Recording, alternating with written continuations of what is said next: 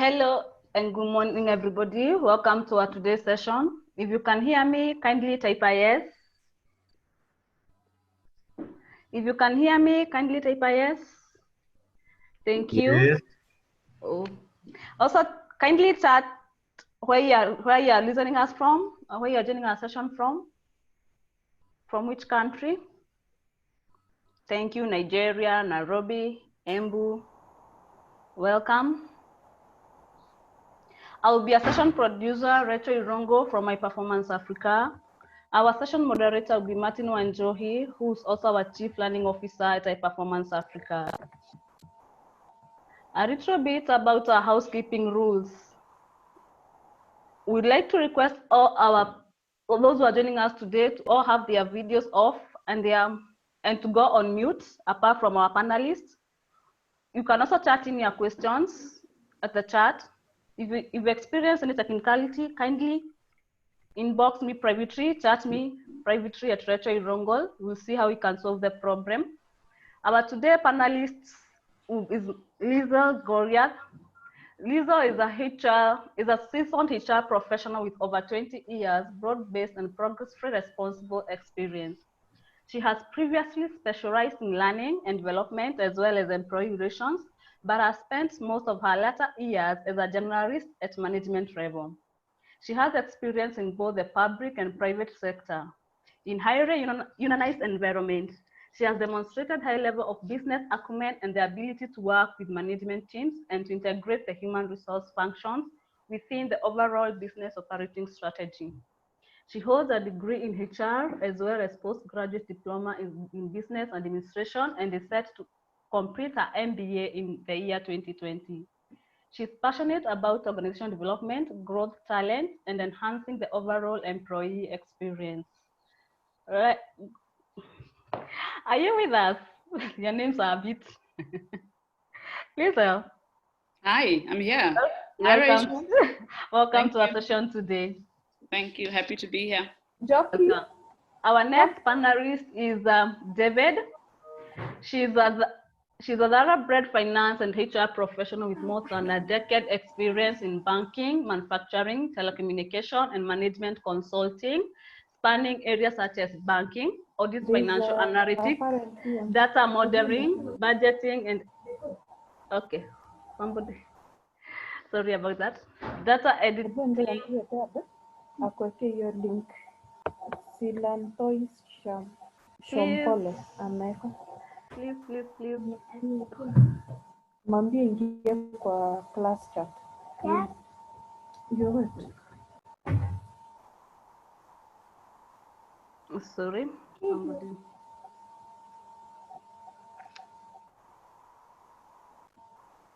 Okay, let me start. The second panelist is David. She's a thoroughbred finance and HR professional with more than a decade experience in banking, manufacturing, telecommunication, and management consulting, spanning areas such as banking, audit, financial analytics, data modeling, budgeting, and expense control, financial diagnostic review, process improvement, enterprise application development, software selection and implementation, and project management. He has initiated many finance and HR projects locally and internationally in the construction, oil and gas, and manufacturing sector. His specialties are financial analysis, corporate fraud management, financial modeling, performance management, business analysis, corporate governance, human resource management, and business restructuring. David, are you with us? Hello, David. Welcome to our today's session. Martin. Hello, good morning. Hello. Hello. Okay. Martin Wanjo here. Welcome to everyone in the session. Today's session is going to be about all in a day's work for HR. And before we start, we have one poll question here. I'm going to launch a poll and we can all take the poll. So HR is a great profession to be in. Yes or no? Then number 2 is, I am happy to be in HR. Yes. Or this was the greatest mistake in my life. I need a change. Let's take this poll and then we will kick off our today's discussion about all in a day's work for HR. Welcome to the 53 HR professionals joining us from all over Africa, Nigeria, Zimbabwe, I saw Kenya, hope we have Uganda and Zimbabwe and Zambia. So I'd like to welcome you all. Okay, so far we have about 36 people who have taken the poll. Let's get 5 more and then we can close this session.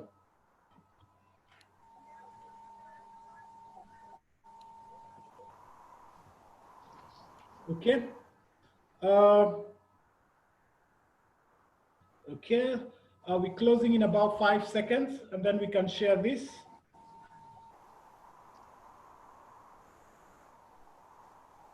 Okay, so we have 42 people who have taken the poll, just closed it.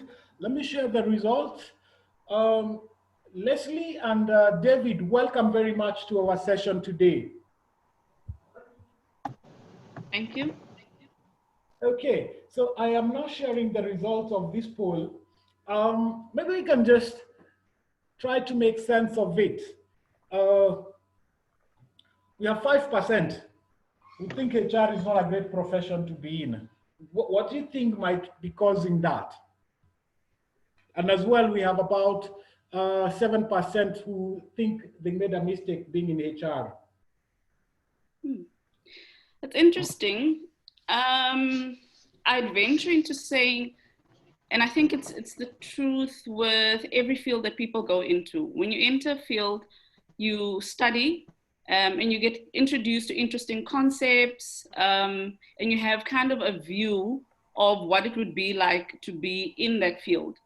And sometimes you then walk into a position, especially at entry level, and you get to do those menial tasks, those tedious things that you probably in your honors year were not told that you were going to do. You thought you were going to walk in there and handle conflict and do the nice kind of things in HR. But in entry level, you are stuck with a lot of administration. HR is admin intense. There's a lot of administration, a lot of paperwork that you need to do. And then there's a part of HR that I found a lot of HR professionals also don't like too much, and that is industrial relations. And I'm not saying the reasons why these people don't like HR are those, but it's part of things that sometimes make people not to like the profession too much. Sometimes they're disillusioned by what they get to do versus what they thought they'd be doing when they get there. Thank you, Leslie. I don't know if there's anyone who shares that sentiment. Yeah, just a quick question to the audience. And maybe I forgot to put this in the poll, but it's just come to my head. On chat, we'd like to know the gender. So if you're male, type M. If you're female, type F on chat. Just a quick one before we look at the next thing we're going to look at. Okay, on chat, okay. So David, to you, and we're seeing this from chat, is HR a profession for the ladies? Okay, the problem with many people saying this is based on career clarity. People get into HR. Let me speak from my own area, Nigeria. While many people dabble into HR, based on the curriculum, the academic curriculum, there is no clear-cut HR courses in most of the universities, except in the last 3 years that these courses came to the university.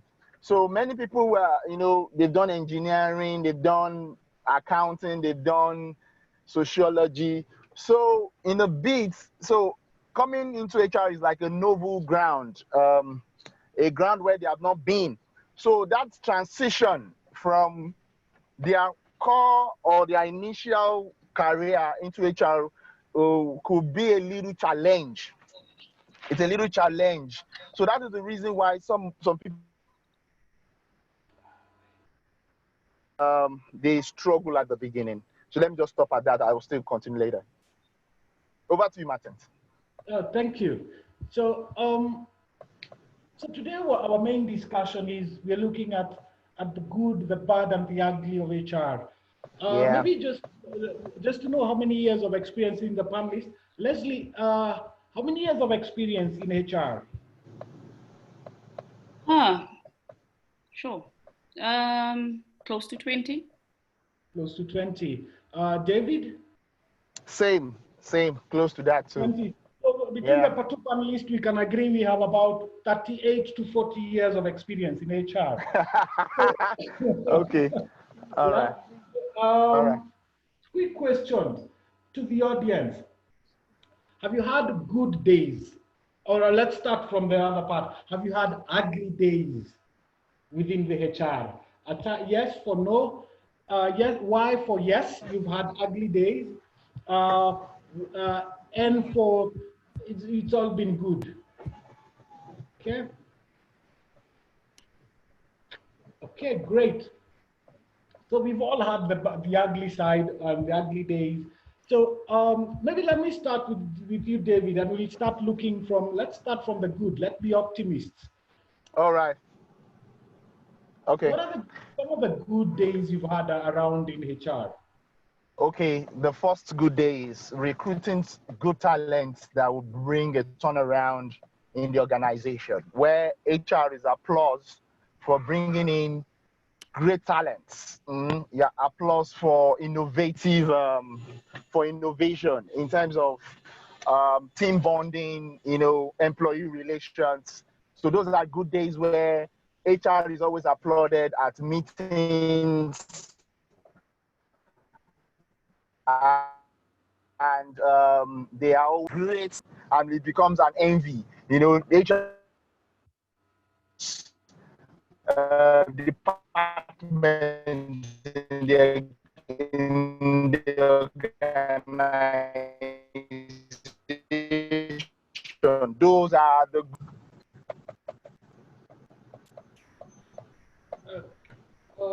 I think we lost David in a little bit. Maybe Leslie, you could share some good days. Well, for me, good days are when you are able to identify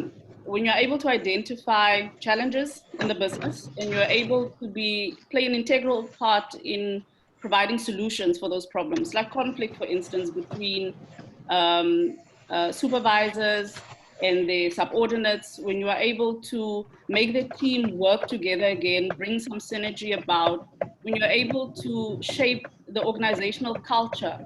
People keep on throwing around the term a high performance culture. When HR is able to contribute towards creating that high performance culture, when you've earned your seat at the boardroom table, when you get consulted for your input into creating the strategy, not when you're just a sidekick and you support the strategy, you actually get to influence the strategy because the line wants your input. When you're able to manage the employee satisfaction and the level to which employees are engaged in what they do in the company, when you're able to be the leader when it comes to bringing about change in the company, when the company needs to be better, and to actually get appreciated for contributing towards the bottom line. HR can also contribute towards the bottom line and getting the accolades and the recognition for playing a part in improving the bottom line. Okay, so we've got some. Let me ask Leslie, would you recommend someone to join the HR profession, knowing what you know, being in HR the long you have been? Definitely. I'm a diehard. They say there are people who are hopeless romantics, and I am hopelessly in love with HR. So always, even in my sleep, I would recommend and encourage people to pursue a career in HR. Because you see, people think HR is just the administration, it's just about people. And yes, people play a big role in HR, but it's important to, as an HR person, that you have business acumen, right? And that you are able to speak the language of the business, okay? So when you get into HR, you actually go all into the business. It's not just about HR. HR is much broader than just people and HR. You need to know the business. You need to be able to contribute to building the business. So yes, definitely. Okay. David, you're with us? Yes, I'm with you. Okay, we're sorry I'm here. we lost you, but we understand it's technology. No problem. No problem. Just a quick one. You were Okay. sharing about the good side, and would you encourage the good of HR, and would you encourage more men to join HR? Yes, I will encourage people. HR is, according to the Harvard research of 2016, HR is going to be the next big thing, the next profession where that is what we call the necessary profession to all. So HR is going to be the next big thing. So I encourage as many people to become HR professionals. Okay, David, just to you, I noticed on your profile, you swing on two sides.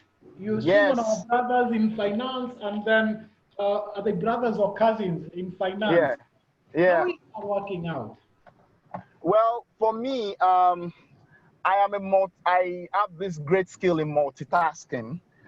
Sometimes HR is the passion. HR is the passion. Finance is the money. You understand? Based on the pay grade of how HR professionals are, you understand the pay is not that fantastic. Okay. So HR is just a passion to me, while finance bringing the real deal. Okay, perfect. Now, Leslie, you work for government. How is Currently, yes. government?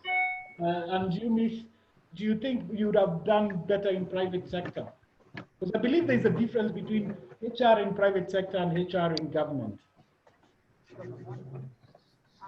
Well, there's a slight difference, Martin, but I must say I've spent most of my time in private sector.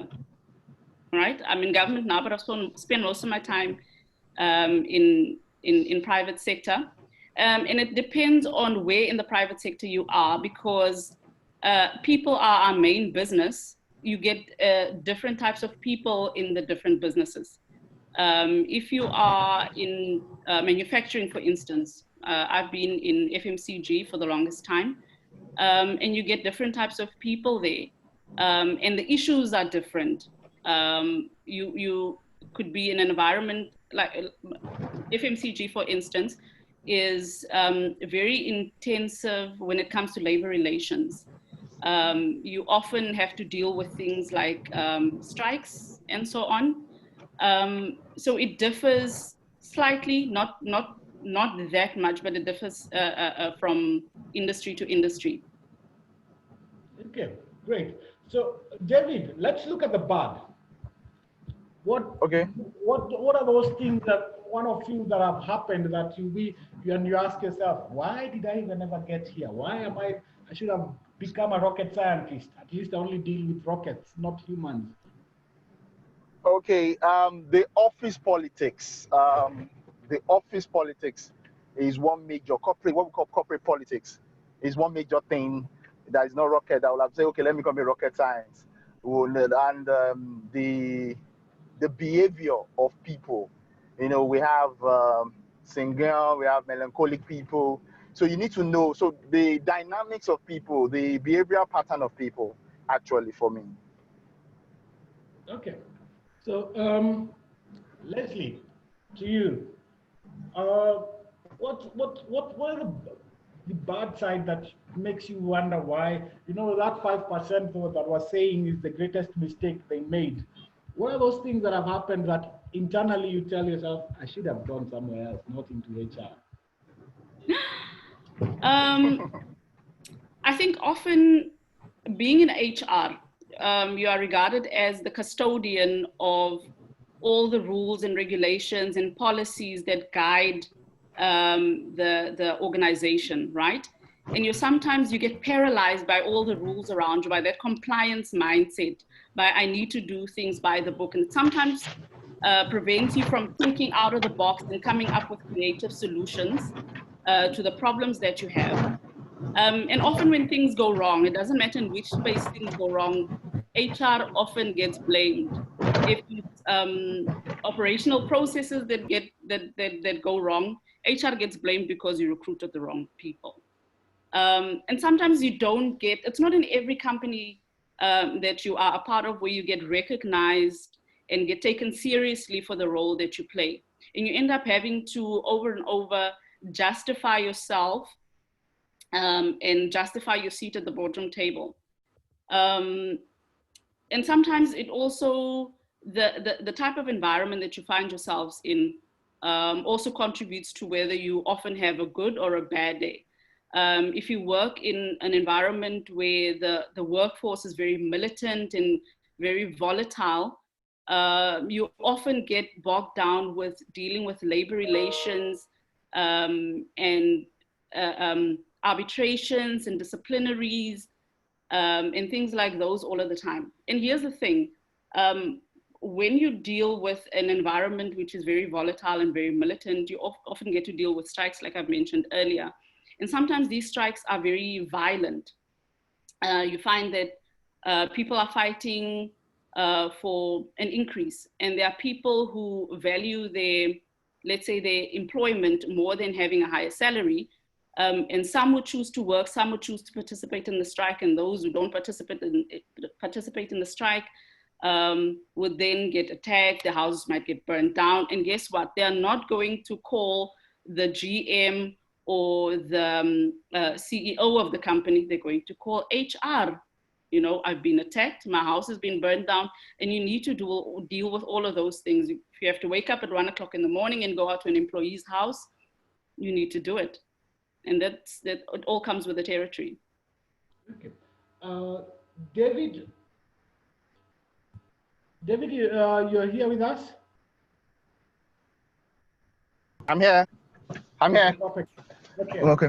So, from your end, what would a typical Nigerian HR professional experience, what would call a bad day in the office?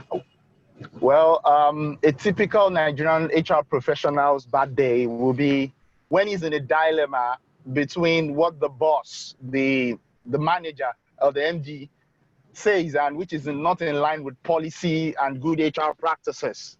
So there is always this clash between what is good policy and what the manager or the guy at the top, which we call them, what they think. So HR professionals are always at a dilemma, at a clash with their managers over applying good HR practices, applying the policy. So that is, if the HR professional doesn't have a good grab of diplomacy, it will always have a very bad day. So that is the major challenge, is having people follow policy, having people follow what they do, what they say they will want to do, is a major challenge. So you see people circumventing policies because there are some sacred cows in the organization. So those are the problems. Those are the bad times or a bad day for an HR professional in Nigeria. Thank you, David. So Leslie, before I even go to the next question, what's the real value of a HR professional to an organization? The real value of an HR professional to an organization? Yes. Why do we actually even need HR?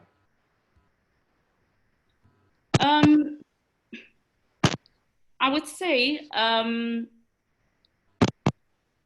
we often claim that HR, that our human resources are our most important asset in the organization. But you find that often it's all just lip service, and the powers that be don't really consider it that much. They don't pay that much attention to HR. And a lot of things can go wrong when we don't do those things that we say we're going to do. And it's important for HR to, speak truth and speak reason to the powers that be.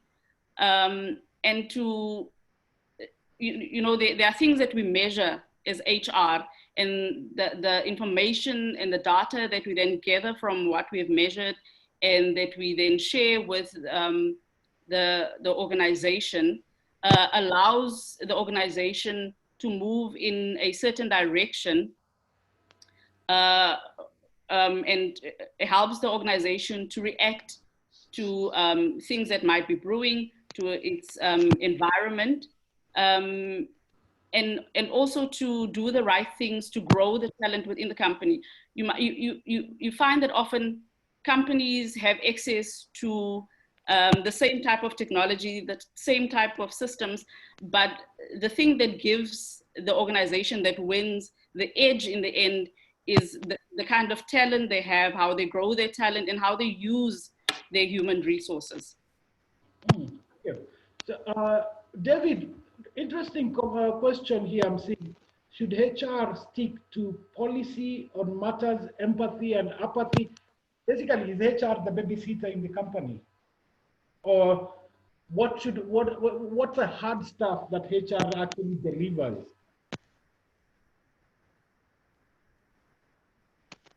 David, you're with us?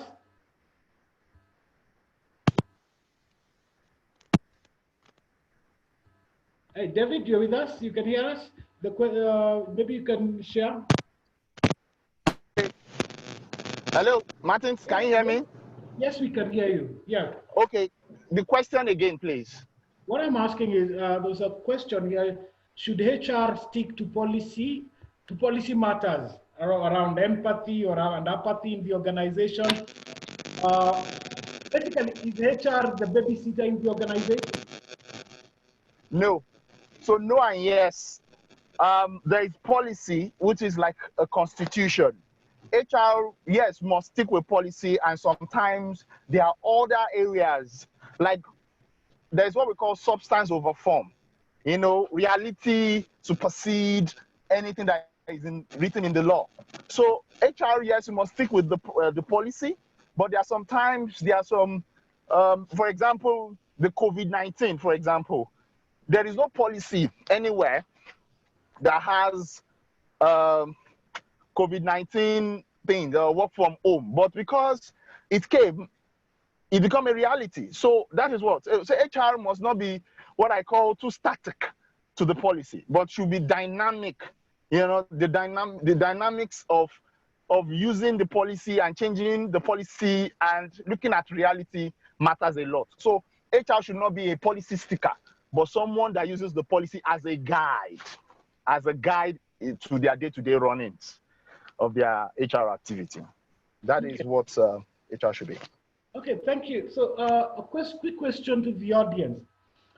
And you'll forgive me, but it's a general term that is used. Who in the organization feel they're what we've had this term, flower girls or flower boy. They're there to be seen, but not to be heard. If you feel HR in my organization is there to be seen and not to be heard, it is there because the organization chart says it should be there.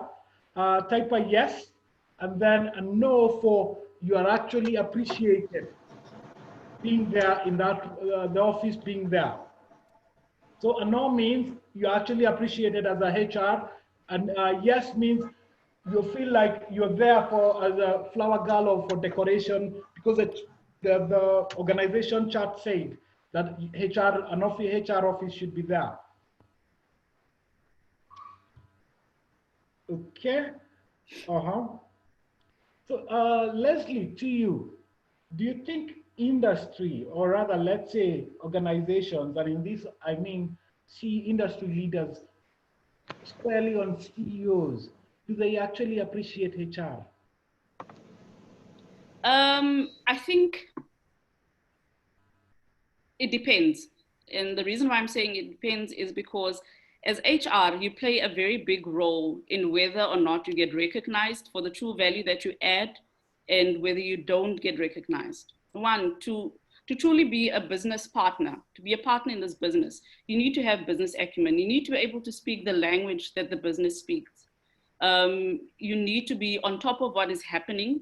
And as HR, we tend to function on this thing that says our customers are the internal customers, which is the employees. We need to move out of that space. Your employees are not your only customers or your only clients. They're not your only stakeholders. Your stakeholders are the clients and the customers and the stakeholders of the business as well. So you need to think that broadly. If you are able to advise the business on the preferences of its customers in terms of the services or the products that it sells, if you are able to speak to the business in terms of the next move it needs to make in terms of navigating the economy, and all of those things that fall traditionally outside of the scope of HR, then you've earned your seat against the table, and then you will get recognition for being a true and valuable partner in this journey that is the business. Oh, thank you, Leslie. David, I want to come to you before I go to the next. Let's have a look at the ugly. Yeah. Okay. What would you say would be the ugly side of HR? Okay. An ugly day for a HR professional. Okay. So one fact is that HR is a thankless job. It's something you don't expect gratification for. If your passion is about people development, people progress, yes, it's a profession for you. It's a thankless job. And you do a lot, you do a lot, and those things are not recognized. But the joy here for you as an HR professional is that you see people progress. You create people's, you create a smile on people's face by employing them. You see them go home at the end of the month. You train them. You understand? You see this impact in them. So at the long run, a delayed gratification. I say HR is a delayed gratification. One day, somebody somewhere will say, oh, that HR manager, I worked with him and it was fantastic. So, but the major number one step is love what you do. You understand? You will see it's a thankless job. You'll see a whole lot of insults, a whole lot of disappointment, but you got to keep moving on. You got to keep moving on. Perfect. Martin, if I may, yes, I may just jump into an add-on to what Adewale has said. I think another ugly side of HR is, as I've said, you should be able to advise the business of things that is happening outside of the environment and the next move to make. Some of the ugly things are with economic downturns and when businesses are not doing good, you sometimes need to restructure. And restructuring sometimes involves closing down business units. It involves closing down entire branches where you have hundreds of people becoming unemployed. And unfortunately, HR ends up playing the biggest role in driving that process. Once the reality is there and it's on the table and people are facing job losses, HR are the ones that are tasked with communicating this new sad reality with employees. And retrenchments are not the only things that I think are the ugly part of HR. Sometimes employees get themselves into trouble. And again, as the custodians of policies and the code of conduct in organizations, when the relationship between employees and the company need to be severed, always HR who plays a role in those things. So those are the kind of things that I kind of wish I didn't have to do, but it comes with the territory, and that's for me is part of the ugly side of HR. Just a quick question that is coming to my head, and this question is to the audience. Suppose your CEO had to make a choice between keeping the HR and the finance. Who do you think they would keep? HR for H&R for HR, F for finance. Who do you keep? Who do you think they would keep?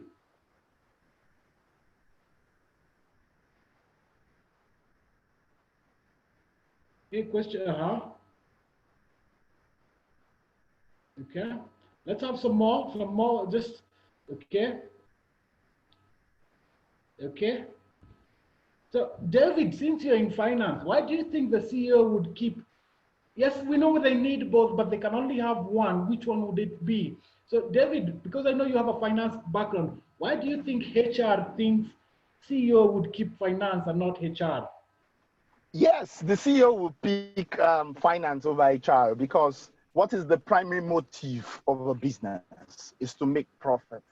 And every business making dollars, naira, you know, will have more attention to the CEO than just somebody just having some qualitative numbers, qualitative documents. So finance being the backbone. In fact, in some organizations, some roles of HR, for notably payroll, is being handled, compensation and benefits is being handled by finance. So the CEO would typically say, okay, why am I looking for HR? You know, I'll prefer the finance person. Okay. Leslie, this CEO needs to work with a team. That's his team. And then HR would be the one advising on this team. And we have HR who are here and they actually think CEO would keep finance over them. What comes to mind?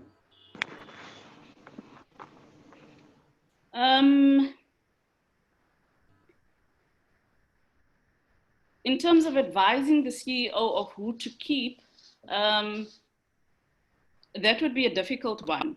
But I think as HR, it's important that you make yourself needed, you make yourself valuable, and you add value to the business, and you contribute towards the bottom line. That's why I said earlier, we need to think broader than just people. We need to think of how do we contribute towards the bottom line? How do we make HR more than just a cost factor, and that we actually can be measured in the returns to the company? So it is what you do. It is chasing the right numbers, the numbers that matter, that will eventually influence the CEO in terms of which one they choose, if they have to choose. But you need to make that decision difficult for the CEO. He shouldn't just wake up in the morning and say, I'm going to let HR go and I'm going to keep finance because whatever it is that HR does, everybody else can do. You need to make sure that what you do so well that the CEO cannot do without you. Okay, perfect. I want to ask a question to the audience. In the business that you're in, do you know how that business makes its money? Yes and no. Why for yes and for no? Do you know how the organization you work in makes its money, or you just deal with the people? Okay. Okay, so we understand how our businesses where we work make money. Then the second question is, do you think HR has earned its right to sit on the table? Yes or no? Because actually, as HR, we've just thrown HR out of the table. Do you think HR has earned its right to sit on the table? Okay. So just, and here I'm something to share in a research we did about in 2018. We found that what HR thought they needed to get to CEO level was inverted to what CEO requires. These are the behavioral competencies. We will be sharing findings of that research in our email today. And David, I want to bring you into this conversation. All right. And then back to what we were talking about, the ugly side. What do we think you can do to make all days bright or better days and not ugly or bad days? Okay. So ugly days becoming bright days, good day. It starts with the reality, the perception. once you make up your mind that all days are not going to be good days, the better for your mental health. So making ugly days bright day is preparation, you know, prepare, be on top of your game, you know. Making HR come to the table means HR must have the business acumen, like Leslie said. HR must seem to love numbers. HR must be involved in everything. So you must have, for ugly days to become bright days, you must have an open mind to learning, open mind to research, open mind for feedback, open mind for everything. You know, you must be a learner, you must be current. You know, that's why I tell people I mentor, you must be current about what is going on in your industry, in your company, in the organization. To make ugly days become good days, you must be willing to learn. You must be willing to relearn. You must be willing to unlearn. You must be willing to study. You must be willing to, you know, you must be willing to network. You must be willing to connect with people. So ugly days will become, but when they come, when you have your preparation there, when you are prepared for it, it becomes a good day. So like I always tell people, planned preparation prevents poor performance, the 5 Ps. So all this will make the ugly day become a good day. Okay, great. So Leslie, to you, there was a question that how does one as a HR add value? I think I've answered that question. Have I not? Okay, so then maybe there's some comments here, maybe you could share with us. Someone is sick of that, of the mentality where HR professional has to be defended. I don't hope, Leslie, you saw that, you've seen that comment. Unfortunately, I'm unable to see the chat from where I am. My screen is not allowing me to see the chat. I think I saw. Okay, yeah. I saw it from Nancy. Nancy saying that she's sick of the mentality where HR has been defended and justified for age. HR is not a political party, it's a value-added profession. Yes, you are very correct. But let me tell you, Nancy, on paper, that is what HR is. If you need to go into all these organizations, HR is not visible. It's not visible. You know, what we are telling HR professionals is make yourself visible by adding value to the organization. And how do you add value? By knowing, I think we lost. We've lost Michael, but I'll continue there. And I'm in full agreement with we've lost David, but I'm in full agreement with what David is saying. You as an HR professional must be somebody of value. You must know how to put your mouth where your mouth. I think we have a bad connection. Sorry. Shall I continue? Yes, Shall I continue, Martin? Please. Yes. Continue listening. David, we are losing you in and out. I'm here. Okay. David, you can hear me? So that we just go on with that. I can hear you. I can hear you. Can you hear me? Yes, your connection is on and off. Can you hear me now? Yes. That's yeah, better. I think I'm back now. Okay, I'm back. So what I'm saying is that HR, if you want to add value, you must be somebody of value. You must know your onions. You must put your mouth where your money is. You understand? We always say HR is a value adder, but going to this organization, when there's a board meeting, HR, you understand, the HR are not allowed. Like somebody, they shut you down.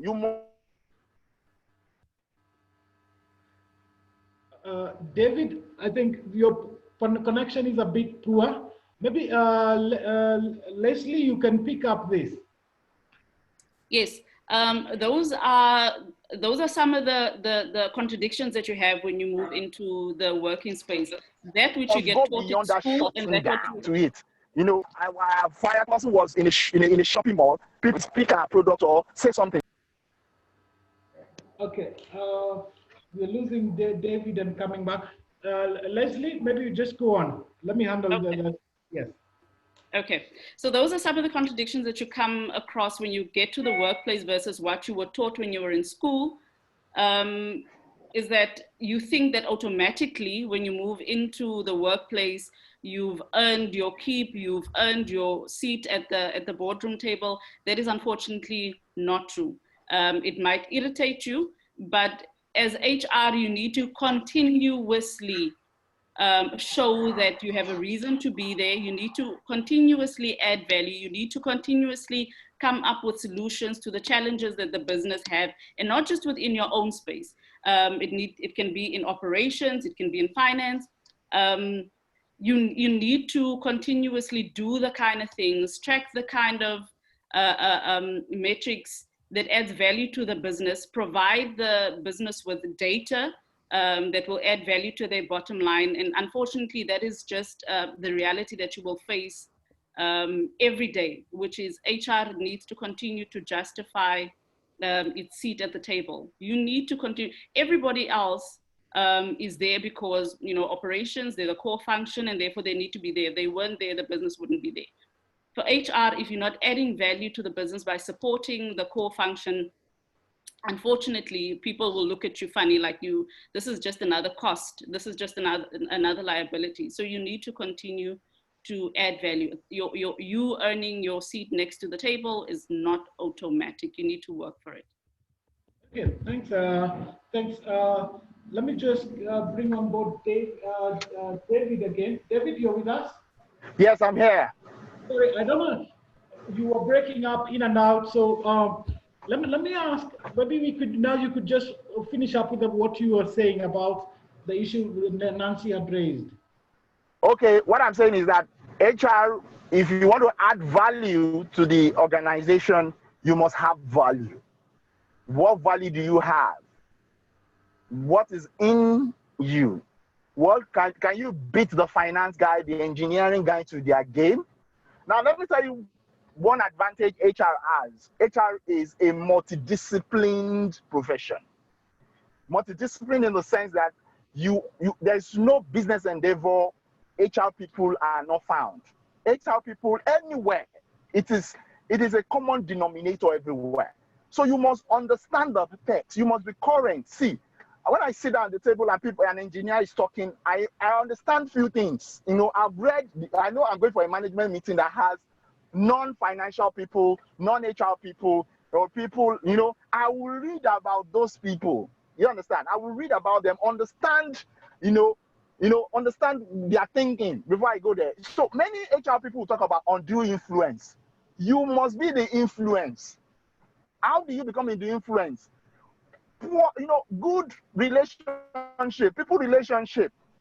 Before the meeting, when you take a decision, mingle with people, get people to know you. Many people, HR office must not be out of bounds. Many HR offices are out of bounds to anybody, to every member of staff. You must be on top of your game. To be on top of your game, you must be the game. HR must be the game changer, and you are the game. David, are you saying that to be good HR is not the only thing we need to know? Yes, please. Very please. Yes. Okay. Yes. Perfect. Okay. So, Leslie, rather before I ask the question, Leslie, I'd like to ask something, a quick question to the audience. Do you know where you're headed as a HR in the HR profession? That you have your career mapped out, or we live day by day? So yes, I know where I'm headed in terms of career path, and I'm living day by day.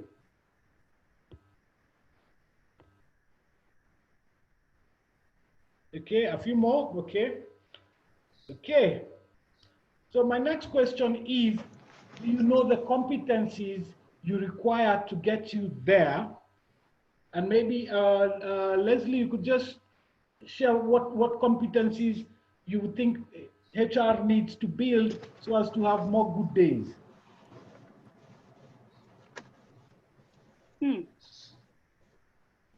Okay, well, it depends on which direction you are headed in, right? Some people would want to be specialists, you know, if you have a specific passion for organizational development, it's important that you build on the competencies that are required for that specific role. If you want to go higher up into management, it's important that you build on those competencies.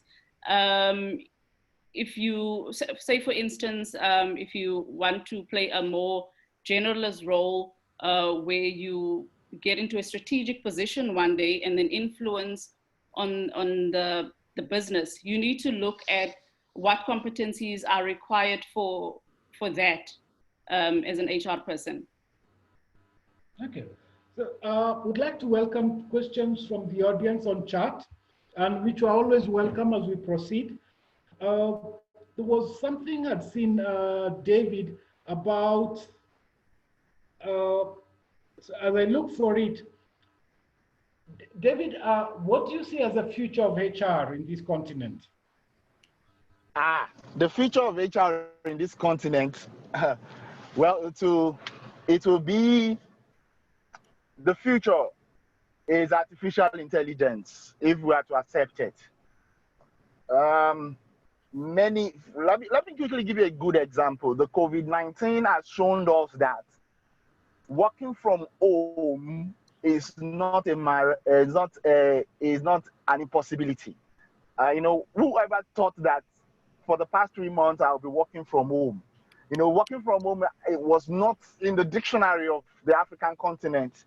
The African business people believe in face-to-face meetings. But look at what is happening. So that will tell me that in the future, artificial intelligence is going to come in, and HR people should start looking in that direction of becoming data-minded people as one of the competence they need to acquire. Data analysis, they need to look at that. They need to love figures. They need to love what they do. They need to be introspective. If it's now coding, if they need to code, HR people need to start learning coding. You know, imagine yourself in an ICT firm and you cannot pick up a skill. You know, it's a misnomer. So those are the things HR people need to know about. So as we talk about artificial intelligence, we also need to talk about empathy too. You know, the future of HR has to do with empathy. We must show more empathy to ourselves, to our people, and, you know, and we must show empathy that when we are empathetic about ourselves, the future is about, you know, things, you know, that boils down to the artificial intelligence I mentioned. Once we take particular attention to stress management, artificial intelligence will come in. And another area where I want every HR professional to look at is analytics. You know, the quality of our reporting to management.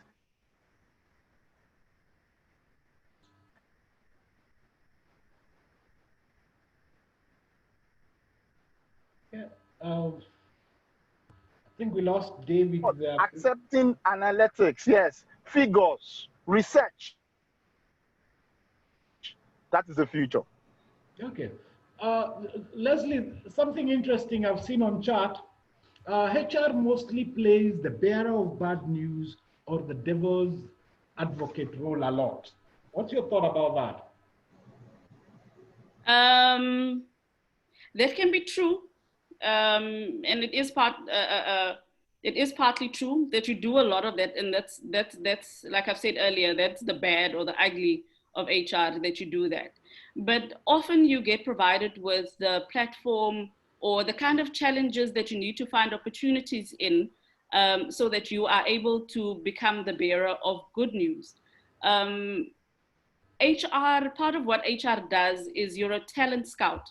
Okay, you need to find the talent, you need to groom that talent. Sometimes there aren't formal or official processes for doing that, and it's the HR person, you need to think outside the box to be able to do that. You need to be the person who not only identifies their talent, but also builds a whole talent pool to provide succession for the business. And it's always good to be able to give that good news, to say you've worked this hard and therefore you're getting promoted. So HR also has the opportunity to be the bearer of good news. Yes, bad news sometimes, but depending on what you do, you provide the opportunity for yourself to also become the bearer of good news. And those opportunities are sometimes hidden. You need to find them, just like you need to go and dig up the potential and realize that potential as far as talent is concerned.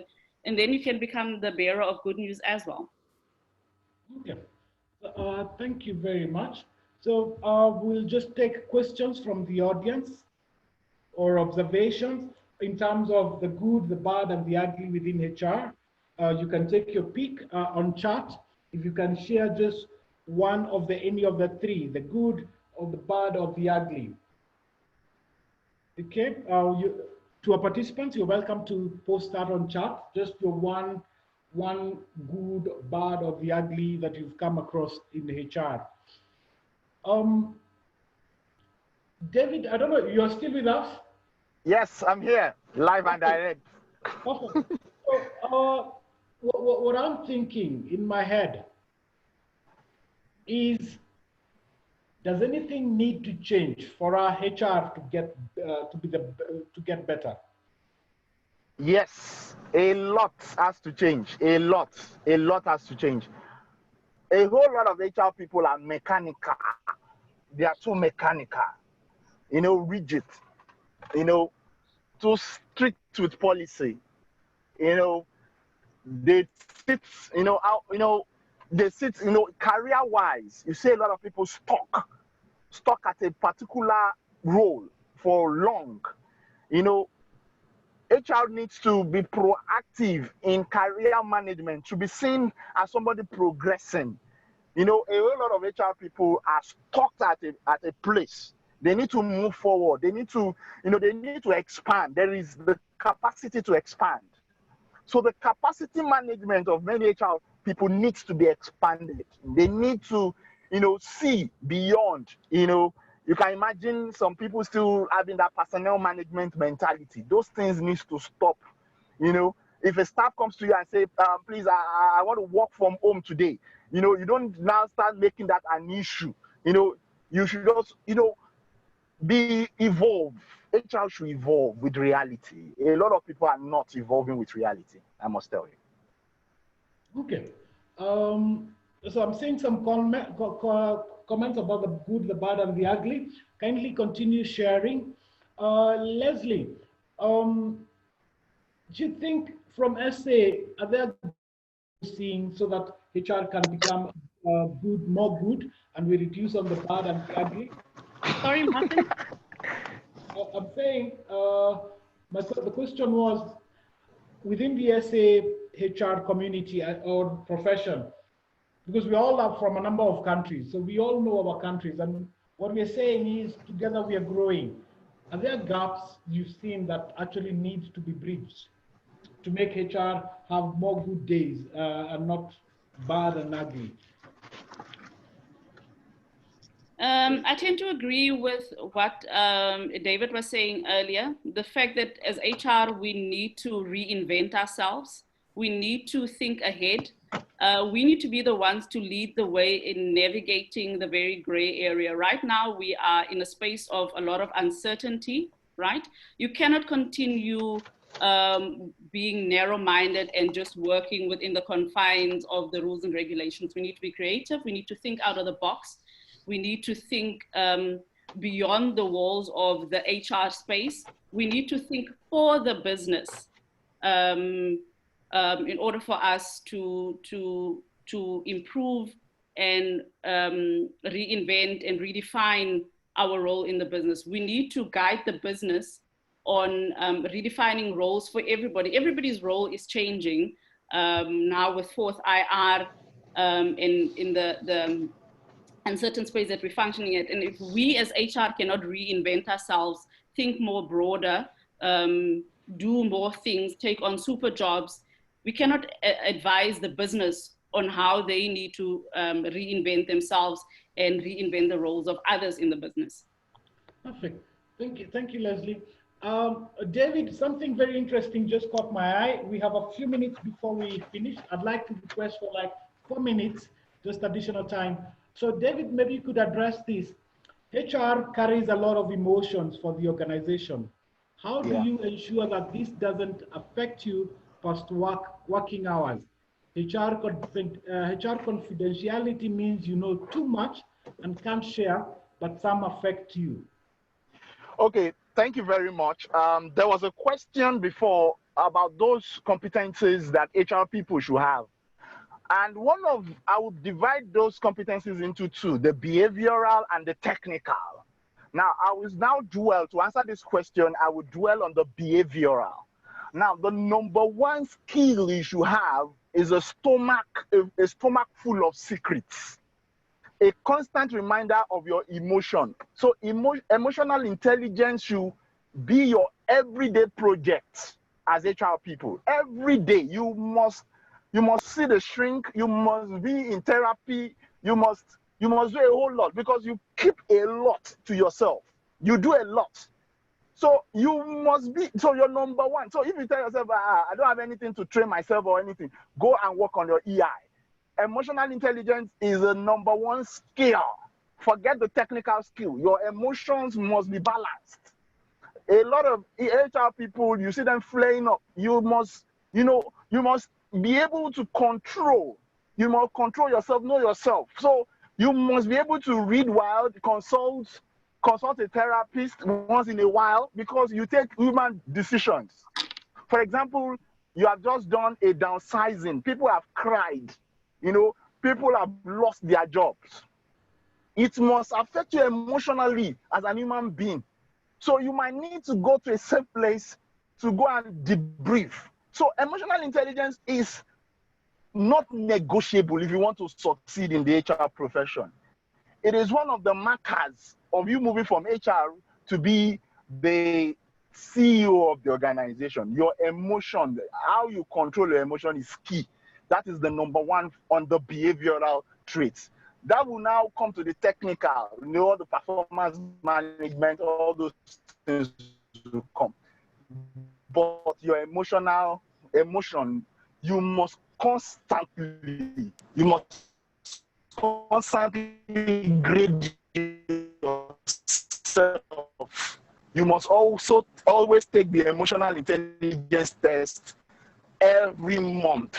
You must get to, when everybody is, your emotion must be controlled. You must be seen. So one HR will not do an HR professional that can control his or her emotion will have his way with management and everybody. Thank you. Thank you very much, David. Leslie and David, thank you very much. And to the 94 HR professionals who've joined us, 95 professionals who have joined us this morning, we want to thank you very much. Before we wind up, next week we do a session called Leading in Heels and a competency framework. So where we are talking about the skills and the behaviors and the attitudes as HR we need, we'll have those discussions next week. Then the next week we'll look at talent development and HR technology. So we'd like to thank you very much. We also, before we wind up, want to ask for one thing. We would like to ask you to rate this session on a scale of 1 to 5, with 1 being the lowest. Kindly rate this session on a scale of 1 to 5. Thank you very much.